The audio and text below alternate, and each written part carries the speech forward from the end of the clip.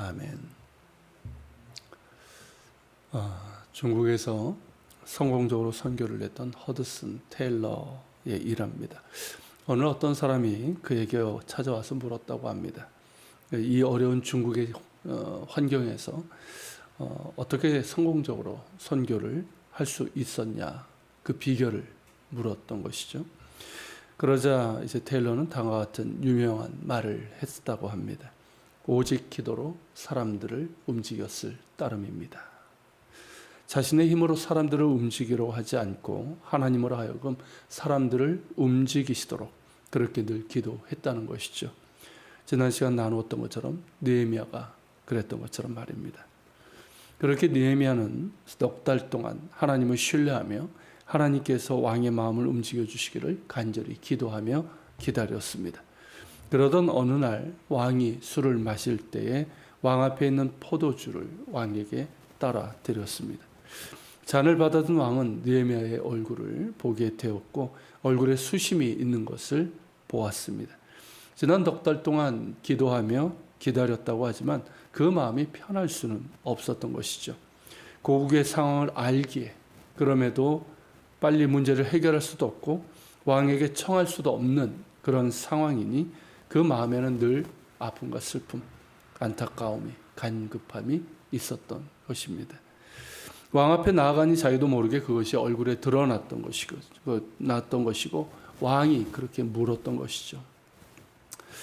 왕은 또 묻습니다. 아픈 것 같지 않은데 안색이 좋지 않으니 무슨 걱정되는 일이라도 있느냐고 말입니다. 이에 느헤미야는 크게 두려워합니다. 왜일까요? 왜 왕의 이 말에 느헤미야는 크게 두려워했을까요? 당시 페르시아의 법에는 왕 앞에서 시중을 드는 사람이나 신하들도 근심하는 얼굴을 왕에게 근심하는 빛을 보이면 직위를 박탈당할 수 있다는 그런 규정이 있었습니다. 신하는 왕의 근심을 덜어주고 유쾌하게 해야지 그 얼굴에 근심을 보여서 왕의 마음을 어지럽히면 안 된다는 것이죠. 이런 규정이 있으니 느헤미야가 크게 두려워하는 것이 당연합니다. 하지만 왕은 지금 불쾌하거나 화가 나서 묻는 것이 아니라 오히려 염려하는 마음에서 묻고 있습니다. 아닥사스다 왕의 평상시의 모습과는 다른 것이죠. 느헤미야는 바로 이때가 하나님께서 열어주신 기회임을 깨닫게 됩니다. 그래서 곧바로 자신의 마음을 토로합니다. 내 조상들이 묻힌 성읍이 지금까지 황폐하고 성문이 불탔다는 소식을 듣고 그로 인해서 일이 마음의 슬픔으로 가득하다고 말입니다. 그러자 왕은 그에게 그러면 내가 무엇을 원하느냐라고 묻습니다. 어떻습니까? 정말 하나님께서 열어주신 기회인 것이 분명합니다. 여러분이라면 어떻게 하실 것 같습니까? 아마도 많은 사람들이 곧바로 자신의 청을 말할 겁니다. 느헤미야의 경우라면 제가 고향에 가서 예루살렘 성을 중건할 수 있도록 허락해달라고 그렇게 바로 말했겠죠. 하지만 느헤미야는 곧바로 왕에게 청을 하지 않았습니다. 왕에게 청을 하기 전에 잠시 하늘의 하나님께 묵도를 합니다. 오래 기도한 것이 아닙니다. 왕이 질문하고 있는데 오래 기도할 수가 없죠. 아주 잠깐 눈을 감고 아니면 눈을 뜬 채로 잠깐 기도했습니다. 무엇을 기도했을까요? 지금까지 기도했던 것처럼 하나님의 인도하심을 구했을 겁니다. 왕의 마음을 움직여 주시기를 그동안 기도했던 것처럼 지금도 왕의 마음을 움직여 주셔서 자신의 청을 그가 허락할 수 있도록 해 주시기를 구했습니다. 어떻습니까? 기도의 사람의 모습이지요. 적어도 믿는 사람이라면 급하고 중요한 일 앞에서는 기도를 할 것입니다. 하지만 그 문제가 해결될 것 같은 상황 앞에서는 어떨까요? 이제 내 손에 그것이 잡힐 것 같은 그런 상황에서는 어떻습니까? 많은 사람들이 그때는 마음이 앞서는 것 같습니다. 기도하는 것을 잊습니다. 그래서 마음이 앞서고 욕심이 앞서 또 일을 그르치기도 합니다. 하지만 기도의 사람 느헤미야는 그 순간에도 기도합니다. 아주 짧은 순간이었지만 매우 간절하게 하나님의 인도하심을 구하며 기도합니다. 왕의 마음을 움직여 주옵소서. 그렇게 잠시 하나님께 묵도한 후에 왕이 기쁘게 여기신다면 자신을 유다의 예루살렘 성읍으로 보내주셔서 그 성읍을 다시 세울 수 있게 해주시기를 청합니다. 6절에 보면 그때 왕후도 그 곁에 있었다고 했습니다. 왕의 정무를 볼 때는 왕후는 함께하지 않습니다. 왕후가 그 옆에 있었다는 것은 정무가 아닌 사적인 자리였다는 것을 뜻합니다. 그리고 왕후가 느헤미야의 청을 거들었다는 것을 의미합니다. 본문에 생략되어 있지만 굳이 왕후가 그 곁에 있었음을 기록한 것이 바로 그 이유입니다. 아시겠지만 이런 사적인 자리에서 왕후가 반대의 뜻을 나타내면 어떻습니까? 왕의 마음이 돌이키죠. 허락하지 않습니다. 하지만 왕후가 옆에서 느헤미야의 청을 들어줄 것을 이야기했을 것으로 보입니다. 그러자 왕도 흔쾌히 받아들이고 다만 언제까지 돌아올 것인지를 기한을 정하고 가도록 허락합니다. 여기서 우리는 하나님께서 일하실 때 어떻게 사람의 마음을 움직이시고 또한 주변 사람들을 사용하신지도 볼 수 있습니다.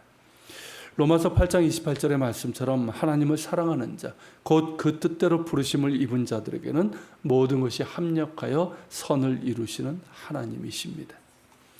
느헤미야는 더불어 청하기를 유프라데스 강 서쪽의 총독들에게 내리시는 조서를 내려주셔서 자신이 유다까지 무사히 갈 수 있도록 해주시고 왕실의 숲을 맡아보는 아삽에게 성문의 영분과 성곽 등에 사용할 목재를 공급하라는 그런 친서를 내려줄 것을 청합니다. 이런 느헤미야의 요청은 즉흥적으로 나온 것이 아니라 그동안 기도한 것에서 나온 것입니다. 왕의 마음을 움직여 주셔서 종으로 하여금 예루살렘에 가서 성읍을 건축할 수 있도록 해주시고 오가는 길에 방해가 없도록 순적하도록 해주시고 또 성읍의 건축에 필요한 목재를 왕으로부터 얻게 해달라고 그렇게 기도했던 것이고 그 기도가 그대로 나온 것입니다.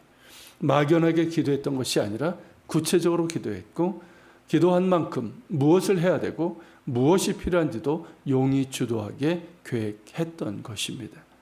그리고 거기에는 조금도 자신의 욕심이 끼어들지 않았습니다. 오직 하나님께 기도한 대로 오직 고국을 사랑하는 마음 그대로 왕에게 요청한 것이죠. 그리고 왕의 허락을 받게 됩니다.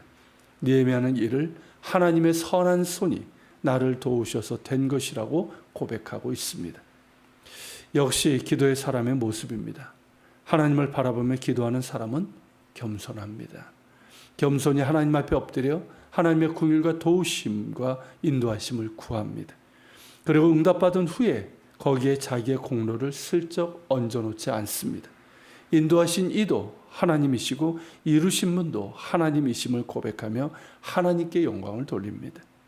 또한 기도의 사람은 진실합니다. 욕심으로 구하지 않습니다. 그 기도의 동기는 사랑입니다. 하나님을 사랑함으로 구하고 나라 민족을 사랑함으로 구하고 주의 성전을 사랑함으로 구하고 주의 백성을 사랑함으로 구합니다. 그러게 자신의 욕심으로 구하지 않습니다. 기도하는 사람은 순종합니다. 하나님을 신뢰하며 인도하심을 또 믿음으로 구하고 인내함으로 기다리지만 자신이 해야 할 일을 합니다.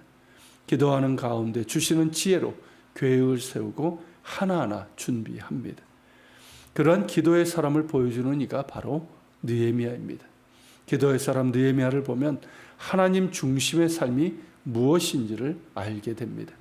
위기의 상황에서 하나님께 나아가고 하나님을 신뢰하며 기도하는 가운데 인내하며 또 기회가 찾아왔을 때에도 하나님을 기억하며 기도했습니다. 얼마 전 주일 예배 때 소개했던 로렌스 형제가 그랬던 것처럼 느헤미야는 언제나 하나님을 기억하고 그분을 생각하고 하나님의 사랑으로 행했던 사람이었습니다.